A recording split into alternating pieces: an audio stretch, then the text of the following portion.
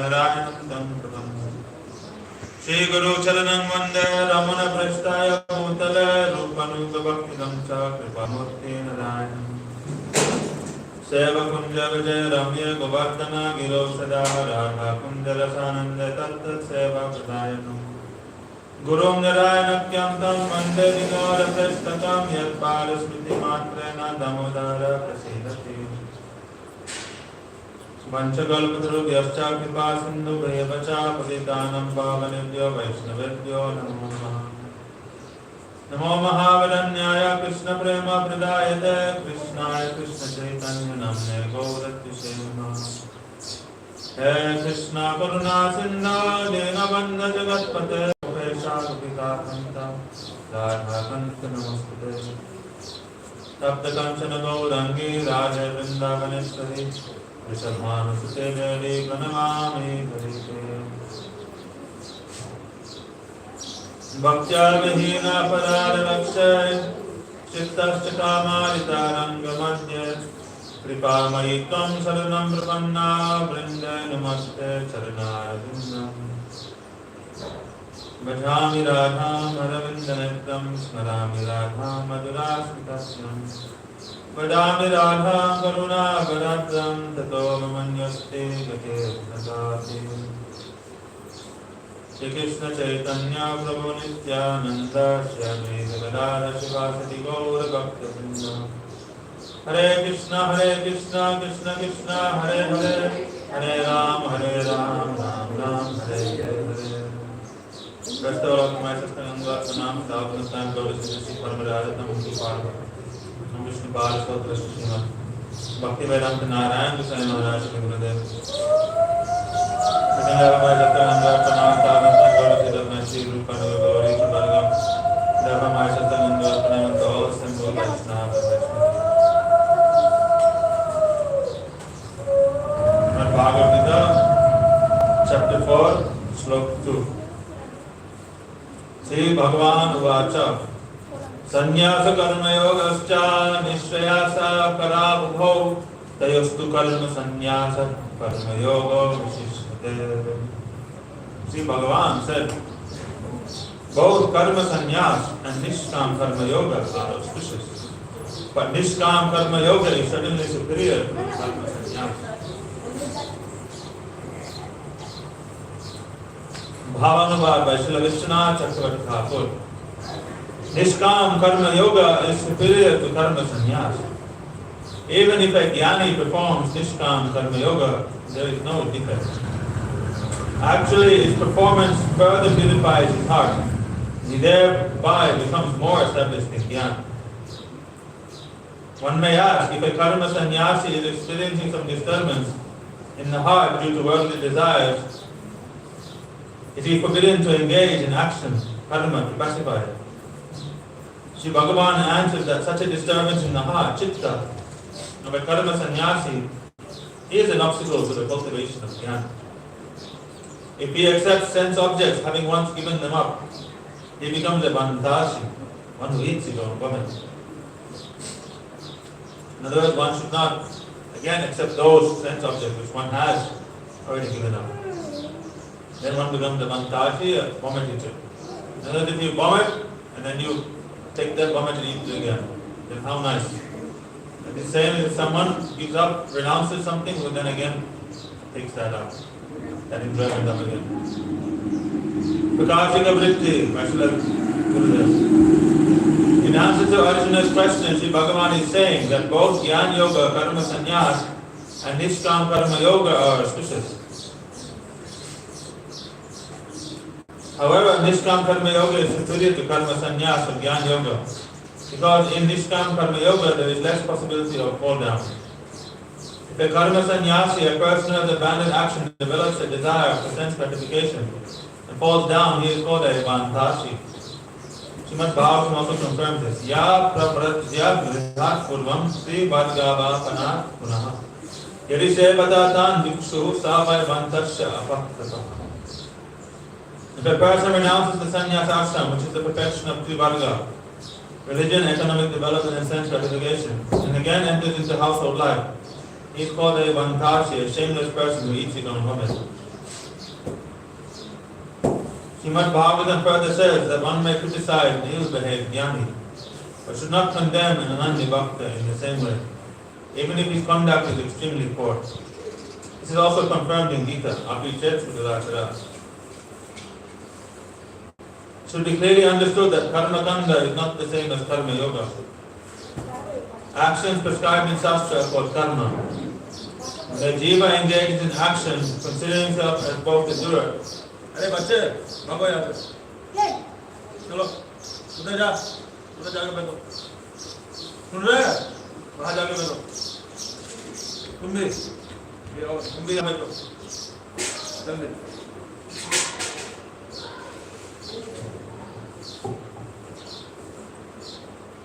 ये औरतों की जगह है, इधर आगे चलो।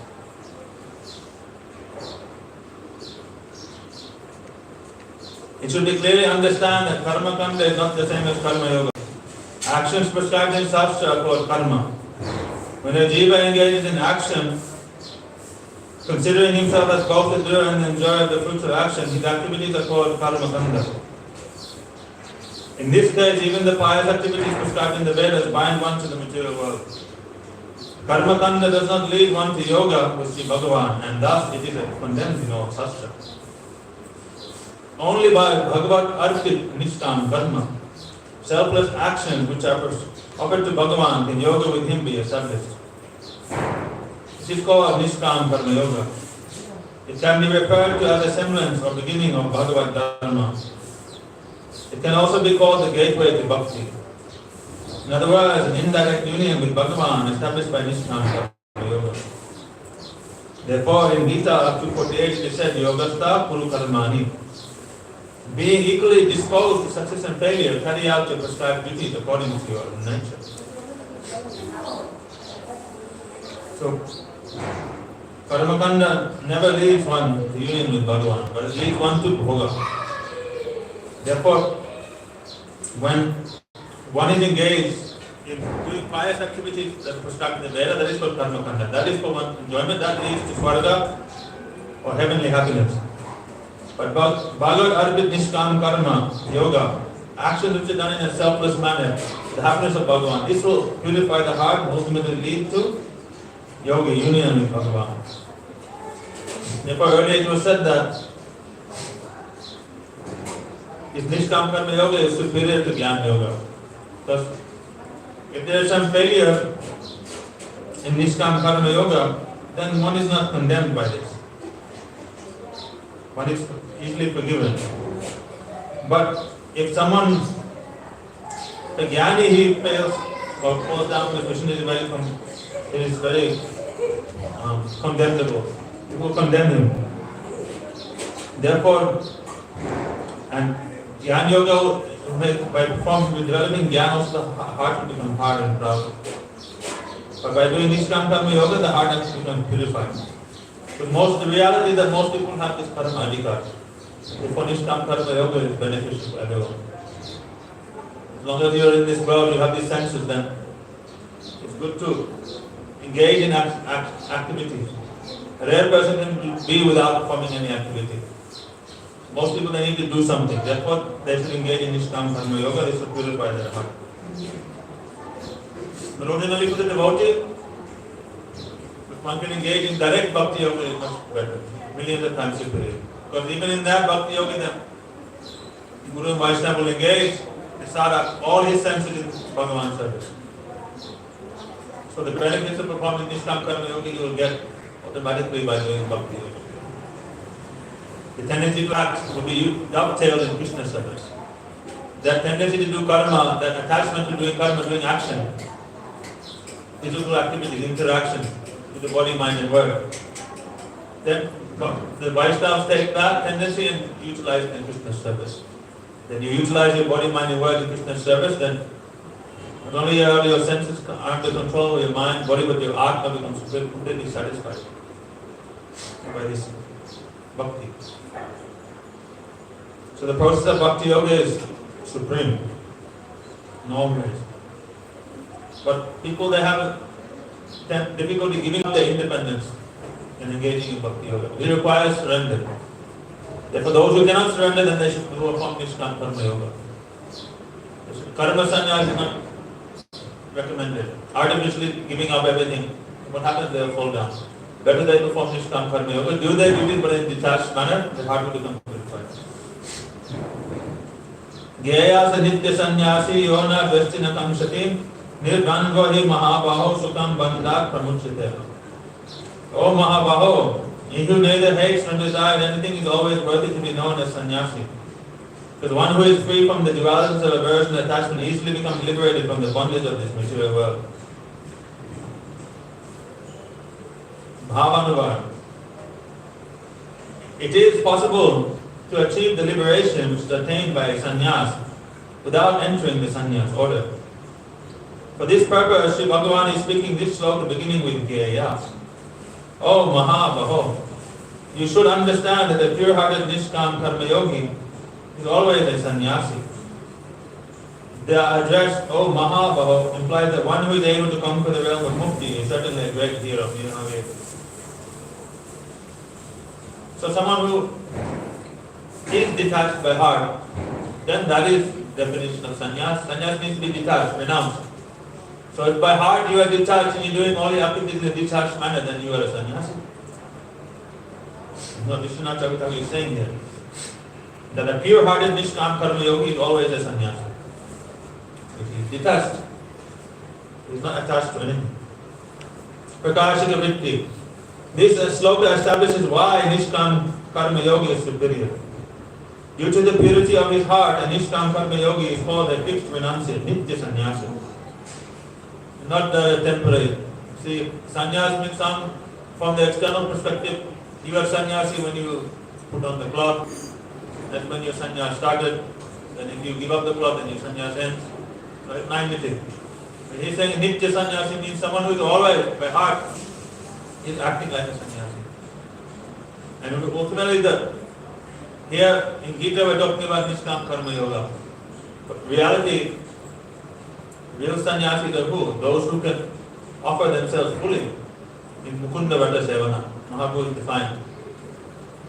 Mukunda Vata Sevana Korede Nirdhara. Someone who engaged his life and purpose everything in Mukunda Vata Seva. But is serving Sri Mukunda, serving the Lord, the Supreme Lord by everything. And the Braj Gopis, they are the topmost example of this. They have given everything. So they are the true sannyasis. Therefore, in Mahaprabhu's Lila, all these Braj Gopis, they came, they all took sannyas order when they were here. Took Sarup Damodar Goswami, they took this proper renunciation. Mahaprabhu, Radha Pandit, all, they never married. They naturally had this anurag for the Lord. So Nitya Sannyasi means someone who is always, not temporary. His nature is always fixed, always detached. Although he has not accepted the dress of a sannyasi, he remains blissfully absorbed in Bhagavad Seva by offering himself and all sense objects that Bhagavan produces. Detached from sense enjoyment without any desire for the fruits of his action, he remains free from attachment and envy. Thus he is easily liberated from bondage to the material world. Therefore all the ashrams, there is Grihastha, Brahmacharya, Vanaprastha, Sannyasa, they all serve one purpose, is to create a favorable environment for you, for your adhikar, so that you may engage yourself in Bhagavad Seva. The purpose of Varnashram is to create some stability so that you may fully engage yourself, offer yourself in Bhagavan's service. There was no Varna and Ashram, then there would be unwanted mixing of the sexes. There would be many transgression of rules and regulations in Shastra, and many disturbances will come in society. Therefore, Varna and Ashram is there to help divide society according to their tendencies, their adhikar, and their different stages of life. Then people then steadily they can perform their prescribed duties. But ultimately, the ultimate purpose of Varnashram, Bhakti Siddhanta Saraswati Thakur he established, that not Varnashram, Daivi Varnashram. Daivi means that which is transcendental. Daiva, Deva. Bhagavan is Deva. Jaya Jaya, Deva Hari. Everything is supposed to be for his service, for his worship. Everything meant for him, his happiness. So that Varnashram which is is created with that idea in mind. It's followed with that idea in mind that we should worship Jagannath, Deva. Jaya Jaya Deva Hari. We should worship him, Jaya Deva. We should worship him and serve him. Therefore the Varman Ashram is there. Everyone has the birthright to perform bhakti. Janmane Jayate Sudra. Everyone is born a Sudra. But really, Brahma Jana iti Brahmana, one who knows Brahman, he is Brahman. Therefore, one who has his bhakti adhikar, is desired to bhakti, then Guru Vaisya gives them diksha. Samskarat bhagat dvija. Veda patet bhagat vipro sa Brahma iti Janmane. So, they give them this samskar to make them more than Brahman. And then they engage in Bhagavad Seva. They become Vaishnava. Vishnu Diksha Giridhari. This definition. The one who has accepted Vishnu Diksha, he is considered a Vaishnava. Sa Vaishnava Parashrita. So, this is the whole purpose. And sannyas in reality is what? It means to engage oneself in Mukunda Vrata, Seva. Your life becomes a Vrata. Eternally, daily, your whole purpose of your life is serving Bhagavan Sri Mukunda. Then you have really taken sannyas. Mukti, Mukunda Vidati iti Mukti. Mukunda is he who will grant all liberation. From the external perspective, sannyas is what? It is for the purpose of attaining liberation. Say dharma, artha, kama, moksha. You want to achieve this moksha, this fourth purushartha, then you need to go through the stages. Grihastha, Brahmacharya, Vanaprastha, and this sannyas. So therefore, Grihastha is say dharma, artha, kama, moksha. Out of these, dharma, this is Brahmacharya is good for following dharma. Artha, you are either Grihastha, you can do artha and kama also. But moksha, only sannyas. He is good for, he is eligible for moksha. Other varnas is very difficult. But you are attached, you are bound to this world. So, from external perspective, sannyas is meant for mukti. Therefore, Mahaprabhu said, Mukunda Vrata Seva. If you worship Mukunda, he is the one who grants mukti. Then, this is the real purpose of sannyas. Serving Mukunda. Serving the Lord. Those people who are always serving the Lord day and night, they are Nitya Sannyasis. So Varna, all the ashrams serve only this purpose. The rules and regulations are the same for all. Whether you are Grihastha, Vanaprastha, Brahmachari, Sannyas, you should serve Bhagavan. And if you are serving Bhagavan, then you are properly situated. The external Varna is there, but internally, it's now become Jiva Swarupa, Krishna Nityada, the eternal servant. Nitya Sannyasi. Slok 4. Sankhya Yoga Pritak Bhalaha Pravadanti Napandita Ekam Ap Astita Samyak Upayor Vindate Phalam. Only the ignorant say that Samkhya, Karma Sannyas and Nishkam Karma Yoga are different. The wise reject such opinions. By following either path perfectly, one attains the result of both in the form of moksha. Bhavanubhav. Oh Arjuna, you have asked which of these two is superior, but this is not actually a question at all. The wise see no difference between them. Because they both lead to mukti. That's why they see no difference. For this purpose, Sri Bhagavan is speaking this sloka beginning with Sankhya. Here Sankhya, which means Gyan Nishtha, being fixed on the level of Gyan, indicates one of its limbs, sannyas. Only children of fools say that sannyas is different from Nishkam Karma Yoga. The wise do not think like this. This has been described in the previous sloka, Gyaya Sanitya Sannyasi. Thus by taking shelter of either, the result of both is attained.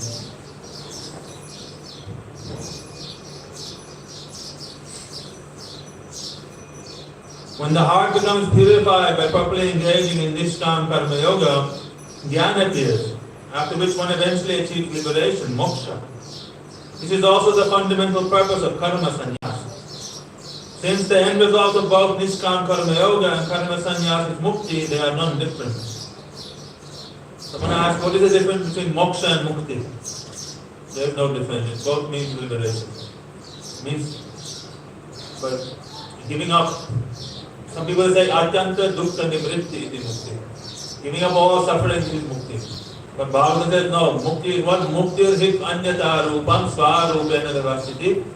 Giving up all this mundane form, becoming established in your eternal spiritual form, in Premmohi Seva, this is called Mukti. So he is saying that by following one of them, either Nishkam Karma Yoga or Karma Sannyas, the result of both is achieved. That is Mukti.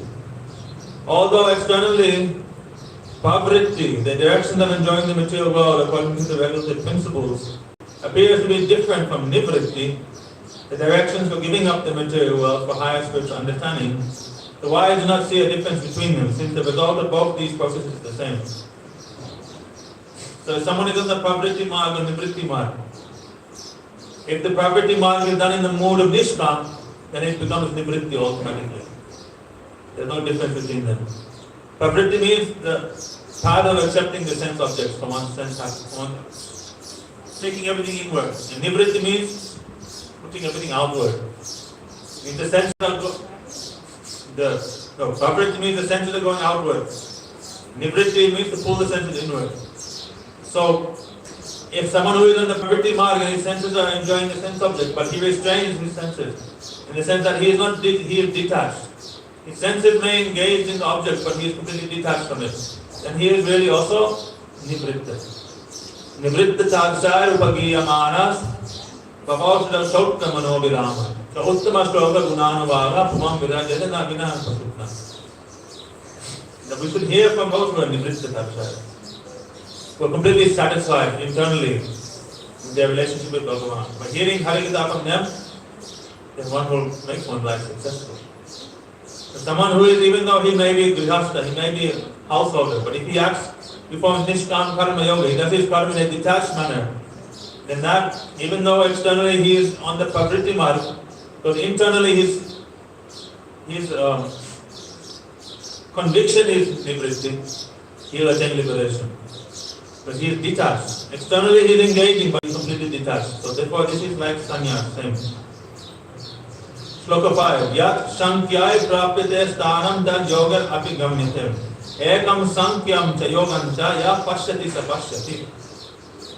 The result attained by Sankhya Yoga is also attained by Nishkam Karma Yoga. Those who are wise and who correctly see that Sankhya Yoga and Nishkam Karma Yoga give the same result actually see.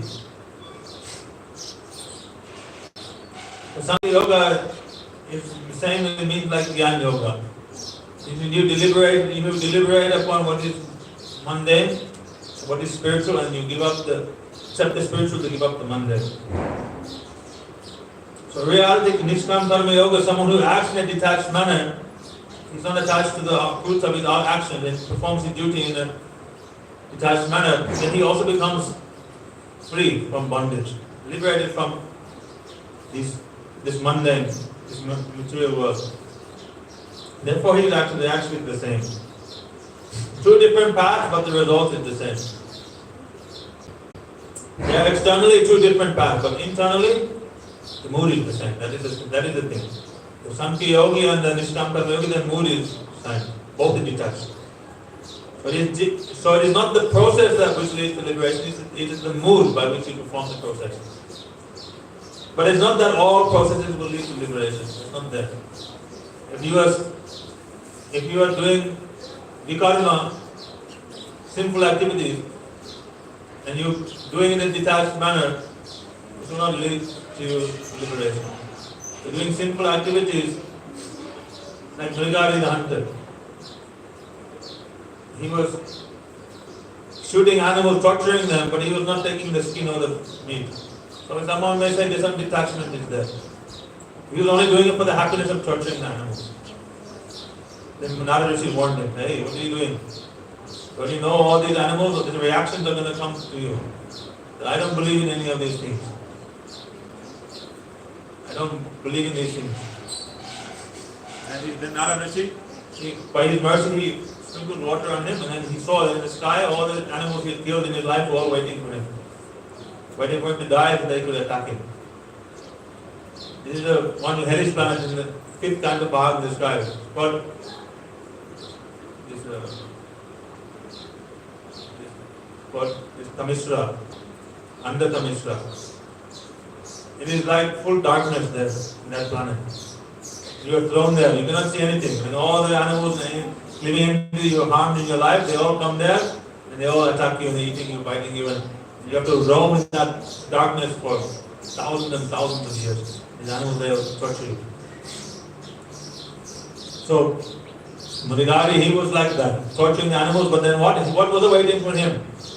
He was detached, he was not taking their meat, not taking their skin, but he was going to suffer so much. And Narada then changed his mind.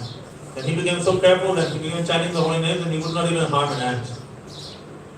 Later, when Parvat Rishi was moving with Narada, they saw, Parvat Rishi saw one hunter was there, he was walking on the path and very carefully he was brushing the ants aside. He said, oh my God, who is such a gentle soul? So much compassion in his heart, he's even so careful, he's brushing the ants aside carefully so he can move. Narada explained to him, oh, previously he was Giridhari the hunter. He was a very nonsense, killing and torturing animals. But by the mercy of the Lord, by the power of the holy name, his heart changed. And Parvat Muni was astonished. It's not that all paths will lead to, all paths will not lead to Bhagavan. But if you, specifically if you perform your duties as described in the Vedas, in a mood of Nishkam, that will lead to liberation. Karma means not vikarma or karmic satkarma. Your prescribed duties. You do your duty, but in the detachment, then it will lead to liberation. If you engage in akarma, vikarma, then you will go to hell. You will attain sinful reaction. In reality, you cannot perform akarma or vikarma in a detached manner. Someone is doing sinful activities, there is always some desire there, personal motive is there. There is always some personal motive. Someone may say, oh, there might be some psychopath. He just enjoys killing. Yes, that's his motive. He's enjoying, no. So he's not discriminating this, that, but still he's enjoying in some way. Maybe he's not taking their possession, but he's getting happiness from the act of torturing or killing. So vikarma and akarma always leads to degradation. But karma performed in the mood of nishkam will lead to elevation, liberation. Bhavanuva, the previous subject is being clarified in this sloka beginning with yat. Sankhya means sannyas, and yoga means nishkam karma yoga. Here the words sankhya and yoga are plural to emphasize their importance. Those who see them with the eyes of wisdom as being the same, although the processes are different, see correctly. In other words, someone sees that even though the processes are different, actually they are leading to they have the same object in mind. Purification of the heart, ultimately attaining liberation. It's like if someone may perform Shravanakya Bhakti. We said that if Navada Bhakti, 9 is the Bhakti, by even performing one of them, one will attain Prema. So, Shravanakya Bhakti, who is the ideal example of Shravanakya Bhakti? That is Parikshit Maharaj. But through the process of hearing attained Prema. Kirtana, who attained perfection by performing Kirtan, that is Sukadeva Goswami. Then Smarana, through the process of Smarana, who attained perfection, that is Prahlad Maharaj. Always remembering, he attained perfection. Shravanam, Kirtanam, Vishnu, Smaranam, Pada Sevanam. Who is always doing Pada Sevana? Then Lakshmi Devi. By doing this Pada Sevana, she is attained all perfection. Archana, who performed Archana in such a way attained perfection, that was Pitu Maharaj. Archanam, Bandanam, who performed Bandana in such a way that he attained perfection, that was Akrurji. Akrura glorified Krishna and Balaram, the Lord, so much when he came to take them from bread. Dasyam, who is the ideal Dasya, who attained perfection, that is Hanumanji. Hanuman was the ultimate servant. Sakya, who developed such close friendship with the Lord that he attained perfection, that is Arjuna. Arjuna always had such close friendship with the Lord, because of that friendship he attained perfection. Atma Nivedana, who performed Atma Nivedana in such a way that he attained perfection, that was Bali Maharaj. When Vamandev came to steal away all the planets, then he surrendered everything to him and he attained perfection. So by performing one limb of bhakti, you can attain perfection. But those who are wise, they realize that actually all these limbs of bhakti, they all lead to perfection, they all lead to prema. So either way you perform one, two, or all of them, you will attain that prema bhakti. Who is the ideal example who performed all these links together? It's Ambarish Maharaj. Ambarish Maharaj performed all these 9 links of Bhakti. Next question. So, those who are wise, they understand that actually there is no difference between karma sannyas and nishkam karma yoga. Shloka 6. Sannyasastu mahabaho dukkam aptum ayogataha yoga yukta munir brahma na chiran adigacchati. Oh Mahabaho, practicing karma sannyas without nishkam karma yoga brings distress. For one who performs nishkam karma yoga becomes a jnani and very quickly attains Brahma. So someone may externally perform karma sannyas. He goes into the path of jnana yoga, he gives up all karma, all his duties. But what happens is, because he is on nishkam, in other words, in his heart there is so much sakam, so much desire is there. He is in so much distress. By force he is doing, but he is not natural for him and he cannot do it. And ultimately he will give up that path of karma sannyas. But on the other hand, someone may be engaging in karma, but because he is doing it in the nishkam karma, in the mood of nishkam, in the mood of in a detached manner, he is always very peaceful, satisfied at heart, and very quickly he will become completely detached from everything and he will come onto the path of Jnana Yoga and Bhakti Yoga. So the path of nishkam karma is natural, and therefore it is recommended. Whereas the path of karma sannyas is not recommended. Even in Kali Yuga it is said, sannyasa vivarjaya. It is forbidden in Kali Yuga to take sannyasa. It is referring to what? This karma sannyasa. Not Siddhanti sannyasa. What we are in the established by our four Sampradaya Acharyas, Vishnu Swaminatha, Vadisya Ramanuja and Bandav. What Chaitanya Mahaprabhu follows the point. This is called Siddhanti sannyasa. This is not forbidden. Why? This is Bhakti sannyasa. This is the ultimate expression of offering oneself unto the Lord. Therefore it is recommended for all people.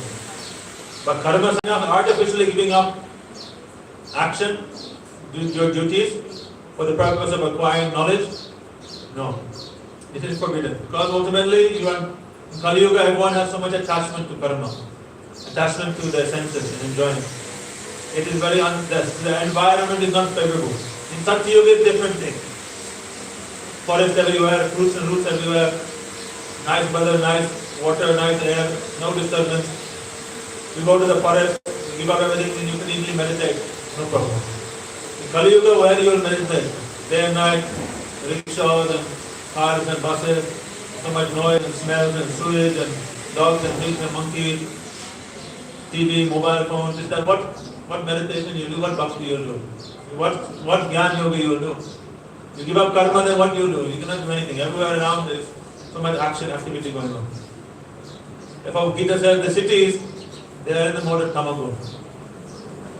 So the small village is Rajagun and the forest is Satyagun. And there where my Bhaktas are, where my devotees are, that place is Nirgun. Therefore, where the Vaishnava is there, where Guru Vaishnava is there, Thakur Seva, Hari Krishna, this place is Nirgun. Therefore, it is recommended to always be situated in sadhusanga if you wish to do bhakti. Here, Bhavanava, the jnana is acceptance of karma sannyas without complete purification of heart leads to misery.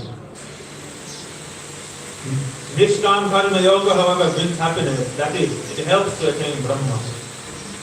This picture was indicated earlier and is further clarified in this sloka beginning with sannyasas too. When the heart is disturbed by worldly desires, sannyas becomes miserable. Only nishkam karma yoga brings peace to the disturbed heart. The word ayogataha means, why is the heart disturbed? Because there is sakam, personal desire, personal motivation, personal ambition, material desire. And when those ambitions are not met, fulfilled, when you cannot achieve your goals, then you become disturbed. You set some target, I want to attain this much money, I want to attain this job, this post, I want this thing, that thing. I have so many expectations, I want to get married, my children should go to this school. So many expectations and ambitions. When they are not fulfilled, then the heart is disturbed. So when someone has so many personal motivation and he renounces everything and takes up karma sannyas, And externally he has renounced everything, but internally he is attached and he has so many ambitions. Therefore he is always disturbed and ultimately he cannot maintain that sannyas. Where the Nishkam Karma Yoga, because he has so many mental desires, but then he ultimately in his heart he does everything as in the mood of as a duty. Okay, I'll do everything as a duty. I'll maintain my family as a duty. I'll do my job as a duty. Not desiring the results. Whatever the result is up to Bhagavan. When he becomes Nishkam, then he becomes, because he is subdued, he has given up his personal desires, therefore he achieves peace. It is this desire, this vasana, which creates disturbance in the heart. It's anya vilash. So by doing your karma in the mood of Nishkam, you will attain peace in heart. The word ayogata means in the absence of Nishkam karma yoga. Thus the renunciation of one who is not qualified to take sannyas becomes a cause of misery. The author of Bhakti Sutra therefore says, Pramadino bahishchitta pishunaha kalavat sukaha. Sannyasinopi drishyante daiva sandushita ashayaha. It is seen that even sannyasis have agitated minds and are negligent and eager to quarrel if their hearts are impure, due to their long association with illusory energy. In other words, it's saying that just by externally accepting sannyas will not make you sannyasi. You will have to be sannyasi by heart. Have the proper mood, understand what is sannyas and have the proper mood.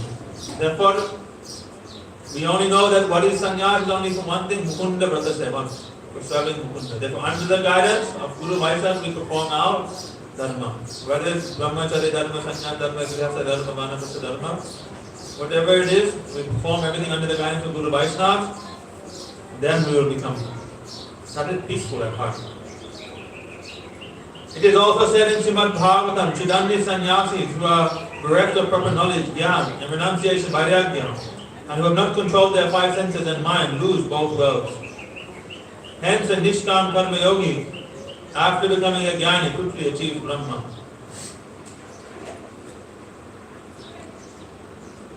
So, by Nishkam Karma, you become a Jnani, and then you achieve liberation in Brahma. Prakashita Vritti. It is better to engage in Nishkam Karma Yoga than to take up sannyasi before the heart is pure. But if Guru Vaishnava they encourage you, then they give you this power, then one should immediately accept. Because the power to perform one's sannyas dharma will be given by Guru and Vaishnava. The heart will quickly become pure. They are giving guarantee. Their desire, therefore they are giving the power. Slok 7. Yoga yukta vishuddhatma vijatma jitendriya sarva bhuta atma bhutatma purvan api nagityate. One who performs Nishkam Karma Yoga with pure intelligence and a pure heart and who has controlled his senses is the object of affection for all jivas. He does not become tainted by action even when he performs it. Bhavanubhad. So someone who is always detached, then everyone will be very pleased and happy with that person. Because he has no ambition, so he will not interfere in your ambitions. Why fighting starts? When your desire and ambition conflicts with someone else's. Then the fight starts.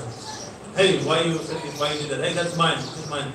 My job, my money, my woman, my this, that, my country. Conflicting desires and ambitions and fight starts. But you have no ambitions? No one going to say anything. Oh, okay, he is harmless. He is no threat for me. No problem. But as soon as you see someone sees rivalry, competition, then well, keep an eye on this guy. He may take my position. He may interfere with my own life, my own desires. Problem. Bhavanubhad. Here in this sloka, beginning with the word Yoga Yukta, Sri Bhagavan is informing Arjuna that even after engaging in karma, a jnani remains unaffected.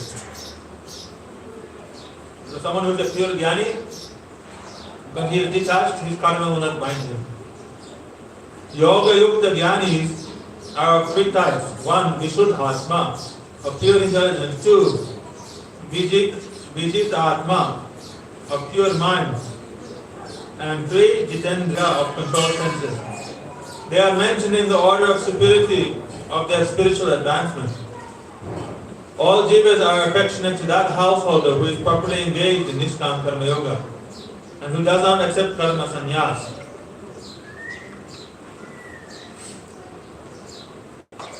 Sarva Bhutatma means he whom all entities love like their own selves.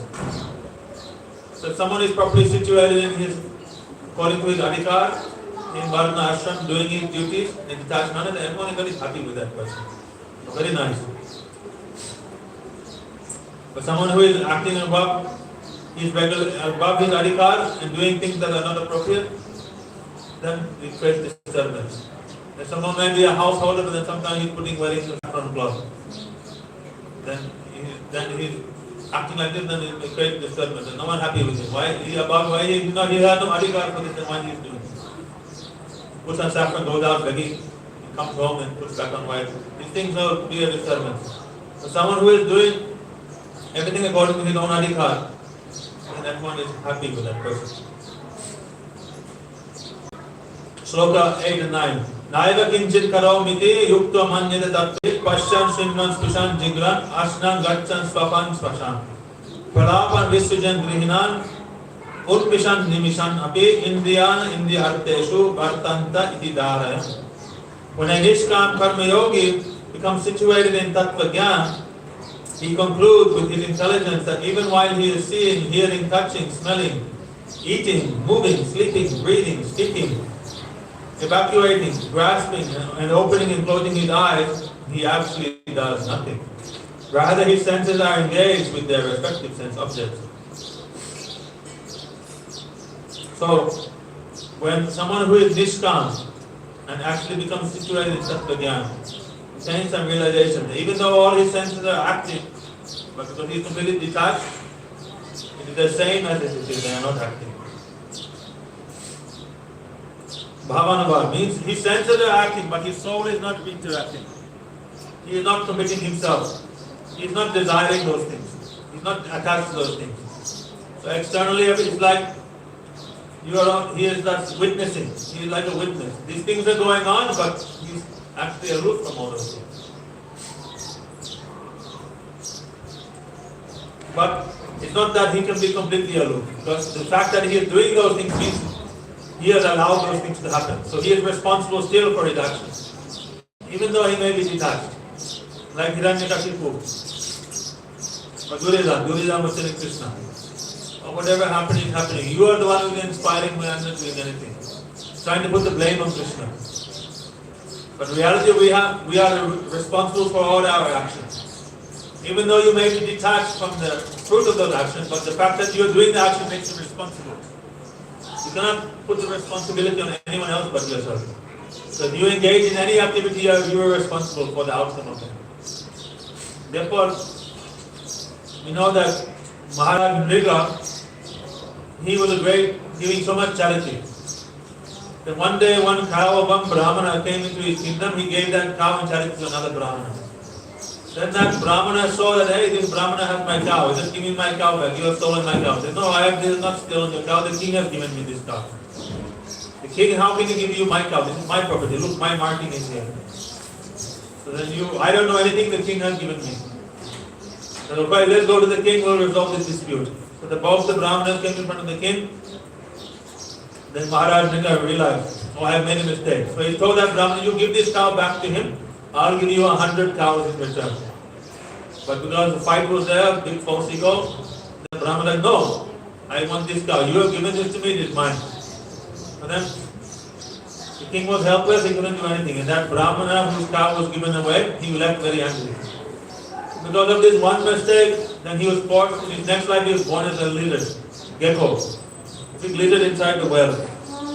Then later, when the children of Dwaraka, they were playing, their ball fell in the well. They called Krishna, they saw the gecko, and then Krishna touched that gecko with his foot, and Maharaj came out. So regardless of what is your mood is, you said it in English, they were saying, the pathway to the graveyard is filled with good intentions. Pathway to hell is filled with good intentions. You may have so many good intentions, but if the result is bad, then you have to suffer that. So it doesn't matter what karma you're doing, if it is Nishkam even, but the reaction, the result is in your, means you are responsible for that. We cannot put that blame on anyone. We cannot be like Duryodhana, okay, or like Hiranyakashipu. Oh, everything is going on the Bhagavan's will, and then they're doing all these sinful activities and torturing everybody. No. Our actions are, we are responsible for everything. Therefore, engage your body, mind, and words in Bhagavan's seva. Then you will be always properly situated. Gaur Brahmananda Hare Hare Gaur Jai Shri Guru Pada Padma Ki Jai Guru Parampara Ki Jai Sachinanda Gaur Hari Ki Jai Saparshada Gaur Hari Ki Jai Vrindavan Dham Ki Jai Srimad Bhagavad Gita Ki Jai Krishna Chakravarti Thakur Ki Jai Anandavati Vaishnavinda Ki Jai Samananda Bhakti Vinda Ki Jai Keshav Vrat Ki Jai Vrat Palangare Bhakti Vinda Ki Jai Madhyan Harati Ki Jai Jai Gaur Brahmananda Hare Hare